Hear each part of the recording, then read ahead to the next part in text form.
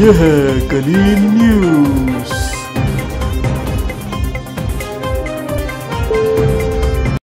खबरों से बाखबर रहने के लिए सब्सक्राइब का बटन दबाएं और बेल को दबाएं। उस्ता मोहम्मद से हनीफ मैंगल की रिपोर्ट। उस्ता मोहम्मद 7वें मुहर्रमुल हराम के सिलसिले में इमाम बारगाह कसरे मेहदी से मरकजी जुलूस बरामद हुआ।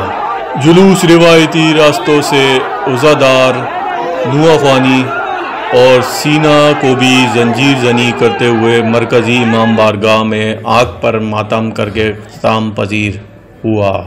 जुलूस की सिक्योरिटी के हवाले से पुलिस, CIA, सिविल ड्रेस में मलबूस CTD और इंतज़ामिया की जानिब से फुल प्रूफ इंतजामात।